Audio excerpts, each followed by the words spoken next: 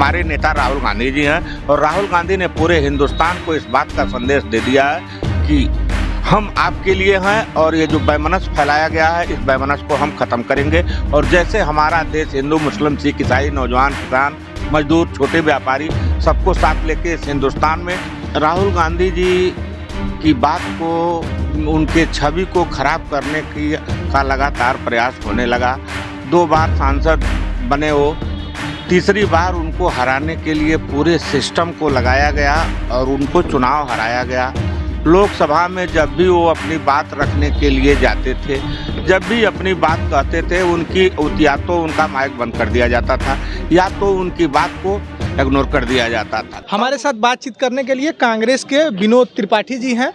कांग्रेस की एक यात्रा चल रही थी, भारत जोड़ो यात्रा। तो आज ये बात करेंगे क्योंकि हमने देखा है कि किस तरह से बीजेपी 2 सीट से आज कहाँ है और कांग्रेस कहाँ थी और आज कहाँ है। तो इसी कहाँ को जानने के लिए विनोद त्रिपाठी जी से बातचीत करेंगे कि ये इन्हीं के नज़रिए से कांग्रेस को समझने की कोशिश करेंगे कि कांग्रेस कितनी बदली है, कितना बदलाव हुआ है और कांग्रेस के भविष्य को ये कहाँ देखते हैं। क्योंकि बहुत पुरानी पार्टी है, 137 साल पुरानी पार्टी है और आपने देखा कि कांग्रेस में कमजोर थी, फिर भी कांग्रेस ने बीजेपी ने अपना प्रतिद्वंदी उसे ही बनाया। किसे? कांग्रेस की। जब भी ये पूछा जाता था कि आपकी लड़ाई आम आदमी पार्टी से है तो बड़े नेता कहते थे नहीं, मेरी लड़ाई कांग्रेस से है। तो विनोद जी बताइए कि जिस तरह से भारत जोड़ो यात्रा अभी समापन हुआ है, इतनी बड़ी यात्रा राहुल गांधी ने की है, इस यात्रा को कैसे आप देखते हैं?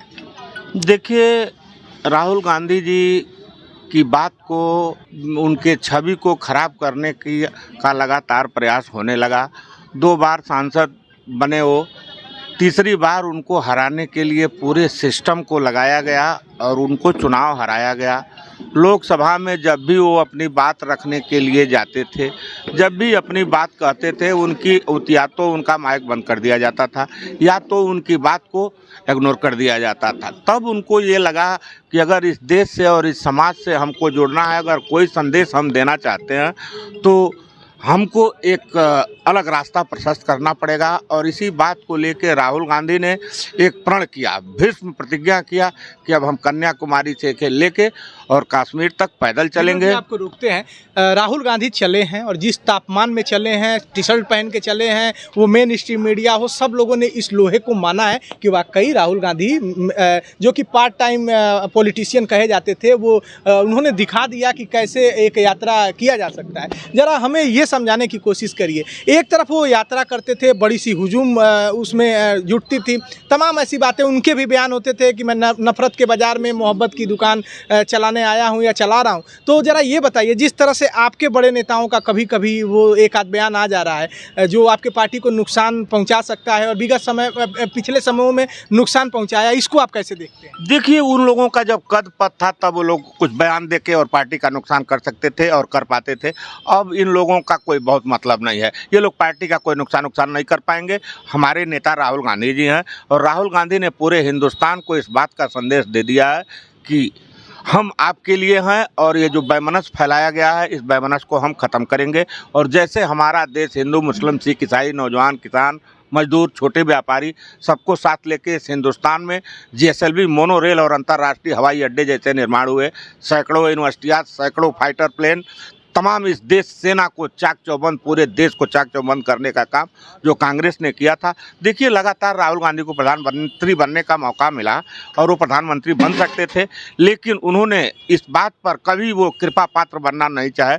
उन्होंने अपने काबिलियत के दम पर चेयर पाने की कोशिश की है और निश्चित तौर पर सारे लोग, गरीब नौजवान, बच्चे बच्चियाँ, लड़के, सारे लोग, अधिकारी कर्मचारी, सब लोग मिले हैं और सारे लोगों से वो बात किए हैं और सबके बात को आत्मसात किए हैं।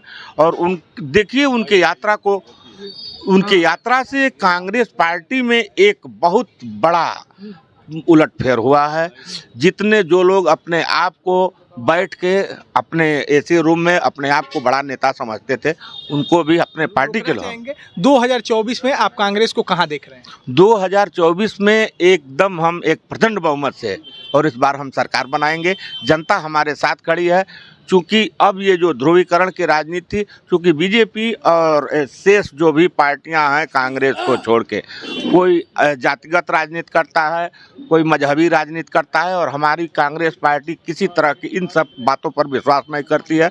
हम इंसानियत की बात करते हैं और हम इंसानियत पर, हम मोहब्बत से, हम किसी से नफरत नहीं करते, चूँकि हम किसी से डरते नहीं हैं। इस नाते हर हाल में राहुल गांधी की यात्रा सफल रही है और उन्होंने कहा कोई ताकत, कोई हस्ती, कोई रोक नहीं सकता है हमारे रास्ते को, और हमारी यात्रा चलती रहेगी। जिसके लिए तमाम तरीके अख्तियार किए गए, तमाम तरीका लगाया गया कि इस यात्रा को रोक दिया जाए, लेकिन राहुल गांधी एक योद्धा हैं और राहुल गांधी ने अपने योद्धा होने 24 में कहाँ देख रहे हैं? 24 में बता तो रहे हैं आपसे, राहुल गांधी 24 में प्रधानमंत्री। हमारे साथ बातचीत कर रहे थे विनोद त्रिपाठी जी। मुखर होकर अपनी बात करते हैं और शानदार तरीके से अपना पक्ष रखते हैं, प्रश्नों से भगते नहीं हैं।